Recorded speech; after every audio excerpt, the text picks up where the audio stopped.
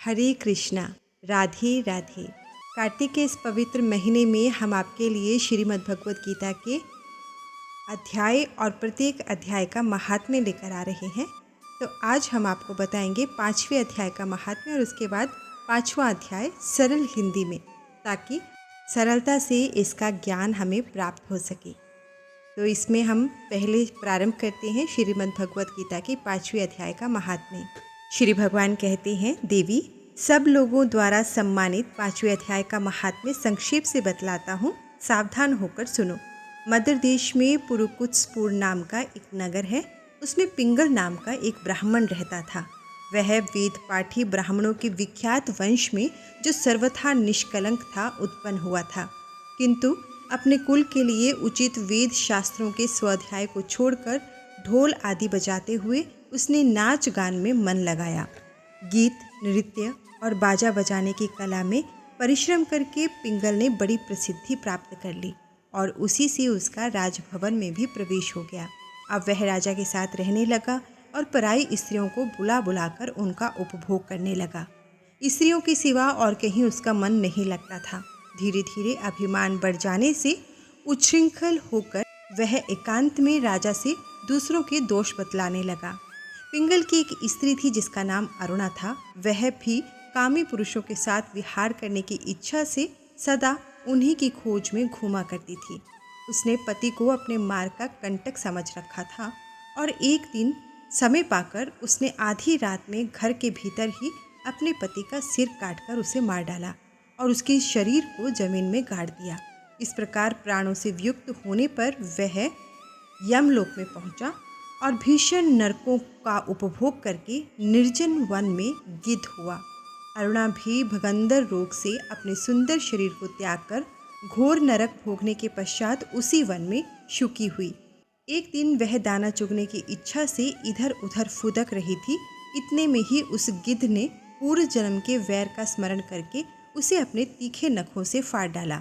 शुकी घायल होकर पानी से भरी हुई मनुष्य की एक खोपड़ी में गिरी। गिद्ध पुनः उसकी ओर झपटा। इतने में ही जाल फेंकने वाले बहेलिये ने उसे भी वाणों का निशाना बनाया। उसकी पूर्व जन्म की पत्नी शुकी उस खोपड़ी के जल में डूबकर प्राण त्याग चुकी थी। फिर वह क्रूर पक्षी भी उसी में गिरकर डूब गया। तब यमराज के दूत उन दोनों को यमराज के लोक में ले गए। वहां अपने पूर्वकृत पाप कर्म को याद करके दोनों ही भयभीत हो रहे थे।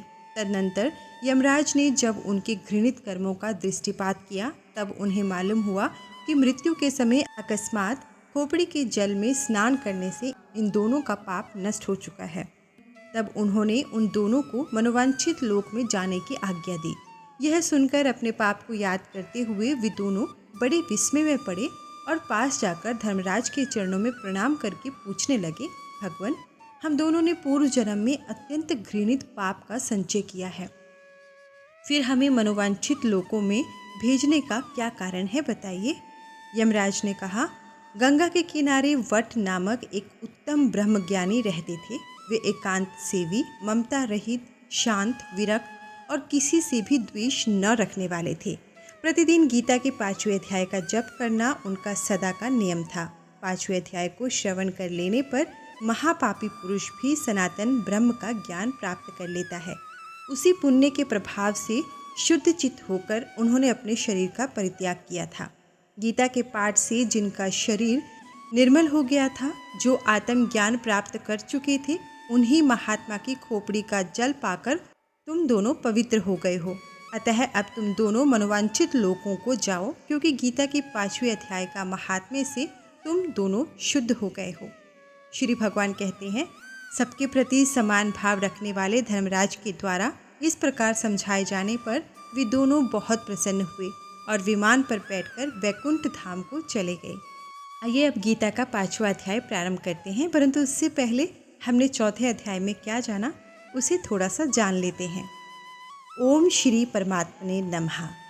श्री भगवान ने चौथे अध्याय के 33वें से 37वें श्लोक तक कर्म तथा पदार्थों का स्वरूप से त्याग करके तत्वदर्शी महापुरुष के पास जाकर ज्ञान प्राप्त करने की प्रचलित प्रणाली की प्रशंसा की और इसके लिए चौथे अध्याय के 34वें श्लोक में अर्जुन को आज्ञा दी। तत्व ज्ञान प्राप्त करने की इस प्रणाली में कर्मों का स्वरूप से त्याग करके एकांत में परमात्म तत्व का मनन करना आवश्यक है। अर्जुन के मन में पहले ही युद्ध रूप कर्म न करने का भाव था, क्योंकि वे अपना कल्याण चाहते थे और युद्ध को पाप समझते थे।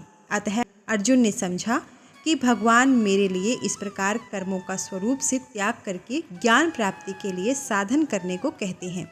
फिर चौथे अध्याय के 38वें श्लोक में भगवान ने कहा, उसी तत्वज्ञान को साधक कर्म योग के द्वारा अवश्य ही स्वयं अपने आप में प्राप्त कर लेता है। भाव यह है कि कर्म योग के साधक को ज्ञान प्राप्ति के लिए दूसरे साधकों की तथा तत्वदर्शी महापुरुष के पास निवास करने की कोई आवश्यकता नहीं है। इससे स्पष्ट है कि तत्व ज्ञान की प्राप्ति में कर्म योग की विशेष रूप से प्रशंसा हुई है। इस प्रकार अर्जुन ने चौथे अध्याय के 33वें श्लोक में ज्ञान प्राप्त करने की प्रचलित प्रणाली की प्रशंसा सुनी और 34वें श्लोक में विधि पद से उस प्रणाली से ज्ञान प्राप्त करने की अपने लिए विशेष आज्ञा मानी। फिर 38वें और 41वें श्लोक में कर्मयोग की प्रशंसा सुनी। 42वें श्लोक में भगवान ने अर्जुन को योग मातिष्ठोत्तिष्ठ पद से कर्मयोग की विधि से युद्ध करने की आज्ञा दी। इस तरह ज्ञान योग और कर्म योग दोनों की प्रशंसा सुनकर तथा दोनों के लिए आज्ञा प्राप्त होने पर अर्जुन यह निर्णय नहीं कर सके कि इन दोनों में से कौन सा साधन मेरे लिए श्रेष्ठ है। अतः इसका निर्णय भगवान से कराने के उद्देश्य से अर्जुन प्रश्न करते हैं। अब यहाँ पर 5वां अध्याय प्रारंभ होता है। अर्जुन उवाच, अर्जुन कहते हैं, हे श्री कृष्ण, आप कर्मों के संन्यास की और फिर कर्म योग की प्रशंसा करते हैं, इसलिए इन दोनों साधनों में से जो एक मेरे लिए भली भांति निश्चित कल्याणकारक साधन हो उसको कहिए। तो भगवान कहते हैं, कर्म संन्यास और कर्म योग ये दोनों ही परम कल्याण के करने वाले हैं, परंतु उन दोनों में भी कर्म संन्यास से कर्म योग साधन में सुगम होने से श्रेष्ठ है। हे अर्जुन, जो पुरुष किसी से द्वेष नहीं करता और न किसी की आकांक्षा करता है, वह कर्मयोगी सदा सन्यासी ही समझने योग्य है, क्योंकि राग द्वेषादि द्वंद्वों से रहित पुरुष सुखपूर्वक संसार बंधन से मुक्त हो जाता है। उपर्युक्त संन्यास और कर्मयोग को मूर्ख लोग पृथक पृथक फल देने वाले कहते हैं, न कि पंडित जन, क्योंकि दोनों में से एक में भी सम्यक प्रकार से स्थित पुरुष दोनों के फलस्वरूप परमात्मा को प्राप्त होता है। ज्ञान योगियों द्वारा जो परम धाम प्राप्त किया जाता है, कर्म योगियों द्वारा भी वही प्राप्त किया जाता है। इसलिए जो पुरुष ज्ञान योग और कर्म योग को फल रूप में एक देखता है, वही यथार्थ देखता है। परंतु हे अर्जुन, कर्मयोग के बिना होने वाले संन्यास अर्थात मन, इंद्रिय और शरीर द्वारा होने वाले संपूर्ण कर्मों में कर्तापन का त्याग प्राप्त होना कठिन है, और भगवत स्वरूप को मनन करने वाला कर्मयोगी परब्रह्म परमात्मा को शीघ्र ही प्राप्त हो जाता है। जिसका मन अपने वश में है, जो जितेंद्रिय और विशुद्ध अंतःकरण वाला तथा संपूर्ण प्राणियों का आत्म रूप परमात्म ही जिसकी आत्मा है, ऐसा कर्मयोगी कर्म करता हुआ भी लिप्त नहीं होता। तत्व को जानने वाला सांख्य योगी तो देखता हुआ, सुनता हुआ, स्पर्श करता हुआ, सूंघता हुआ, भोजन करता हुआ, गमन करता हुआ, सोता हुआ, श्वास लेता हुआ, बोलता हुआ, त्यागता हुआ, ग्रहण करता हुआ और आँखों को खोलता और मूंदता हुआ सब इंद्रियां अपने अपने अर्थों में बरत रही हैं, इस प्रकार समझकर निसंदेह ऐसा माने कि मैं कुछ भी नहीं करता हूँ। जो पुरुष सब कर्मों को परमात्मा में अर्पण करके और आसक्ति को त्याग कर कर्म करता है, वह पुरुष जल से कमल के पत्ते की भांति पाप से लिप्त नहीं होता। कर्मयोगी ममत्व बुद्धि रहित केवल इंद्रिय, मन, बुद्धि और शरीर द्वारा भी आसक्ति को त्याग कर अंतःकरण की शुद्धि के लिए कर्म करते हैं। कर्मयोगी कर्मों के फल का त्याग करके भगवत प्राप्ति रूप शांति को प्राप्त होता है, और सकाम पुरुष कामना की प्रेरणा से फल में आसक्त होकर बंधता है। अंतःकरण जिसके वश में है, ऐसा सांख्य योग का आचरण करने वाला पुरुष न करता हुआ और न करवाता हुआ ही नव द्वारों वाले शरीर रूपी घर में सब कर्मों का मन से त्याग कर आनंदपूर्वक सच्चिदानंद घन परमात्मा के स्वरूप में स्थित रहता है। परमेश्वर मनुष्यों के न तो कर्तापन की, न कर्मों की और न कर्म फल के संयोग की रचना करते हैं, किंतु स्वभाव ही बरत रहा है। सर्वव्यापी परमेश्वर भी न किसी के पाप कर्म को और न किसी के शुभ कर्म को ही ग्रहण करता है, किंतु अज्ञान के द्वारा ज्ञान ढका हुआ है, उसी से सब अज्ञानी मनुष्य मोहित हो रहे हैं। परंतु जिनका वह अज्ञान परमात्मा के तत्वज्ञान द्वारा नष्ट कर दिया गया है, उनका वह ज्ञान सूर्य के सदृश उस सच्चिदानंद घन परमात्मा को प्रकाशित कर देता है। जिसका मन तद्रूप हो रहा है, जिसकी बुद्धि तद्रूप हो रही है, और सच्चिदानंद घन परमात्मा में ही जिनकी निरंतर एक ही भाव से स्थिति है, ऐसे तत्परायण पुरुष ज्ञान के द्वारा पाप रहित होकर अपुनरावृत्ति को अर्थात परम गति को प्राप्त होते हैं। विज्ञानी जन विद्या और विनय युक्त ब्राह्मण में तथा गो, हाथी, कुत्ते और चंडाल में भी समदर्शी होते हैं। जिनका मन संभाव में स्थित है, उनके द्वारा इस जीवित अवस्था में ही संपूर्ण संसार जीत लिया गया है, क्योंकि सच्चिदानंद घन परमात्मा निर्दोष और सम है। इससे वे सच्चिदानंद घन परमात्मा में ही स्थित है। जो पुरुष प्रिय को प्राप्त होकर हर्षित नहीं हो और अप्रिय को प्राप्त होकर उद्विग्न न हो, वह स्थिर बुद्धि, संशय रहित ब्रह्मवेता पुरुष सच्चिदानंद घन पर ब्रह्म परमात्मा में एक ही भाव से नियत स्थित है। बाहर के विषयों में आसक्ति रहित अंतःकरण वाला साधक आत्मा में स्थित जो ध्यान जनित सात्विक आनंद है, उसको प्राप्त होता है। तदनंतर वह सच्चिदानंद घन पर ब्रह्म परमात्मा के ध्यान रूप योग में अभिन्न भाव से स्थित पुरुष अक्षय आनंद का अनुभव करता है। जो ये इंद्रिय तथा विषयों के संयोग से उत्पन्न होने वाले सब भोग हैं, यद्यपि विषय पुरुषों को सुख रूप भासते हैं, तो भी दुख का ही हेतु है और आदि अंत वाले अर्थात अनित्य हैं। इसलिए हे अर्जुन, बुद्धिमान विवेकी पुरुष उनमें नहीं रमता। जो साधक इस मनुष्य शरीर में शरीर का नाश होने से पहले पहले ही काम क्रोध से उत्पन्न होने वाले वेग को सहन करने में समर्थ हो जाता है, वही पुरुष योगी है और वही सुखी है। जो पुरुष अंतरात्मा में ही सुख वाला है, आत्मा में ही रमण करने वाला है तथा जो आत्मा में ही ज्ञान वाला है, वह सच्चिदानंद घन पर ब्रह्म परमात्मा के साथ एक ही भाव को प्राप्त सांख्य योगी शांत ब्रह्म को प्राप्त होता है। जिनके सब पाप नष्ट हो गए हैं, जिनके सब संशय ज्ञान के द्वारा निवृत्त हो गए हैं, जो संपूर्ण प्राणियों के हित में रत है और जिनका जीता हुआ मन निश्चल भाव से परमात्मा में स्थित है, वे ब्रह्मवेता पुरुष शांत ब्रह्म को प्राप्त होते हैं।